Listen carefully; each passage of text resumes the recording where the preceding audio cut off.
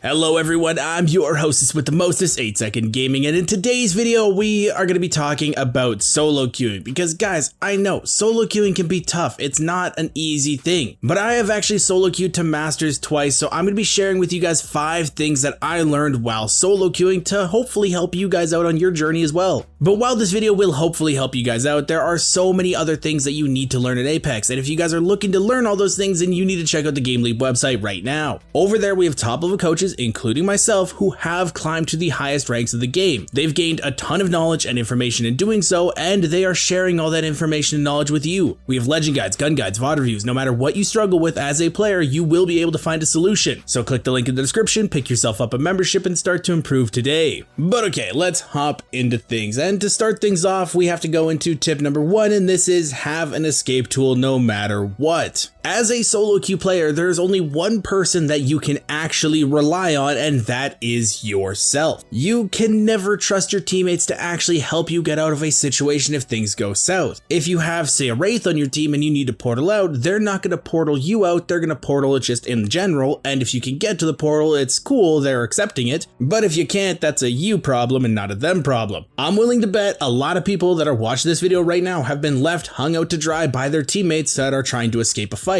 When solo queuing, you need to play a legend that has their own escape tool. Pathfinder has his grapple, Wraith has her phase in her portal, Octane has his stim and his jump pad, Newcastle has his ultimate, Loba has her bracelet. There are so many characters in this game that do have an escape tool, just pick one of them. Don't play Lifeline, who relies very heavily on her team in order to get her out of fights, because you're just gonna get left. This is just one of those things that will absolutely 180 your mindset when you're playing, because now you're not relying on your team, you're not getting mad that they're leaving you because you can leave with them. This is definitely something that I see hold a lot of players back, so hopefully this will change. But now let's move into tip number 2, and this is to not be the hero. Guys, this isn't an anime. You're not going to be able to stand in the middle of a field and face down 50 opponents and be able to win it, especially in solo queue. It's not going to happen. While playing as a solo queuer, you can't be the one to just jump out in front of a fight and try to 1v3 it. It's not going to go well. You're not going to climb. Oftentimes when you try to be a hero in a fight, your team is going to leave you hanging. They're not going to do what you thought they were going to do, and you're going to go down and probably lose the fight because of that. And even if you do a lot of damage, say you crack one, knock another, and even do a little bit of damage to the third person, and your team's nowhere to be found, you're like, oh my god, what the hell, I did so much damage and we're still going to lose this fight. That's because you tried to play the hero, you threw yourself out of position hoping that your team would back you up, but you're not in a 3-stack, you're in a solo queue environment. They're looking out for themselves just like you should be looking out for yourself. Even if you did that much damage and you were hoping that your team's going to be following up, they probably didn't have the same mindset as you. They don't think the same way you do. So they're probably not in the same position in order to follow up on it, or they're not able to do it. So you are just going to throw yourself out of position, die, and their team is going to be able to get a reset. This is one that is going to be a very tough thing to work on as a player. It's one thing that I actually had the hardest time adjusting to when I was solo queuing, because when I was going into fights, I was like, hey, I've already been a higher rank than most of these players. I know what I'm doing. I can do this kind of stuff. And then I would try to fight people and get absolutely bodied by them because there's 3 of them and 1 of me, and things would just go south and I'd lose my team to fight. It's better to just play around your team, let them be the hero, and then you follow up on it because you have that mindset. Let them take the lead and then you follow up because it's just a better option. This will see so much more success in fights because you already want to be aggressive, and when your team is doing damage, you are able to follow up on it because you're positioning for it, you have the mindset for it, and you're actually able to follow up on things. And is it going to work 100% of the time? Absolutely not, because some teams don't want to be aggressive, but when it does work, it works well and it will help you climb. But this leads directly into tip number 3, which is play into your team. There once was a guy who was kind of good at martial arts. His name was Bruce Lee. He said that you need to be like water because water takes the shape of whatever it's in. If it's in a cup, it becomes a cup. If it's in a bowl, it becomes a bowl. And as a solo queuer, you need to be like water. If your team wants to play edge and be highly aggressive, you need to play edge and be highly aggressive. If your team wants to rotate to zone and be a little bit more passive, hey, guess what you're doing now? It's going to be a lot easier for you to adapt into your team's playstyle because more than likely they're a duo and not 2 other solos. But if you try to force people out of their playstyle and do what you want to do, they're not going to be as happy and they're going to be a little bit frustrated. Then there's going to be a little bit of infighting in your team. People are going to say, hey, this is stupid, I don't want to do this, they're going to be a little bit begrudging about it. It's just not a good idea. But if you play how they want to play, they're going to be a lot happier about things and they're going to play a lot better because it's their game plan. Is this easy to do for some solo queue players? No, because a lot of people have their one set game plan. But as you guys play a little bit more and more, you really have to be reminding yourself, hey, adapt to them, adapt to them, adapt to them. And once you get that into your head and you're actually able to adjust, you'll see there will be a lot more success in your games. It's a team game. You're gonna have to play with your team. It's just a much better option to adapt to their playstyle and help them out because it's going to work a lot better most of the time. But now let's move into tip number 4, and this is going to be play for your RP. A lot of people that I watch when they're solo queuing have this mindset that they have to go down with the team. If they're in a fight and their teammates die, they need to die too. And I don't understand that. If your teammates die in a fight, like instantly, they do no damage, why are you still there? You are not going to 1v3, especially if they just took out your teammates like that. It's better to get out, play for your RP, and minimize the loss that you're going to get. And in low elos, it's actually really easy to get some placement points and still go positive for that game. Is it boring? Yes, sometimes it can be very boring. I'm not going to lie to you guys, but getting a positive in a game that you should have gone negative is a very good thing. This is something that does hold a lot of people back because their mindset is, oh, well, I don't want to raft replacement, so I'll just die too and hop into another game and I'll make it back. But the next game, they also go negative, and then the next game, they also go negative, and now you're hard stuck. Play for your RP, take that one boring game and just raft for some placement points, get some good RP, and your climbs are going to be a lot more consistent and a lot more easier. Stop throwing your game away just because your teammates went down. It's not worth it. Play for your RP. But okay, now let's move into tip number 5, and this is that it is a marathon and not a sprint. Everyone thinks when you're climbing in ranked, you got to be dropping 20 bombs and 4Ks and winning every single game in order to actually climb. You need to be getting those big kill, big wins. And that's not actually the case, especially for solo queuers. Solo queue is tough. It's not something that you're going to just absolutely grind out in one weekend and make it to pred. This is something that you take over a long period of time. And in those periods of times, you need to take the small wins over and over and over. You need to be happy getting those plus 12s, those plus 2s, those plus 5s. Because those positives are not negatives, and anytime you get any RP, you should be happy. Because then when you do get that magical good team and you are able to get that high kill win, then you see a massive boost in your RP and you're actually consistently climbing. Something that I see a lot of players do, it goes back to the tip before, is they just throw game after game after game. They'll take those negative games constantly because they think, oh, well, I'll just get a really big win and win it all back. But by the time you get that big win, you are just going even, and then you're going back to the same routine of throwing a game, winning a game, and that is how you get the illusion of you being hard stuck. Taking the small wins will make it so that you're getting a small amount,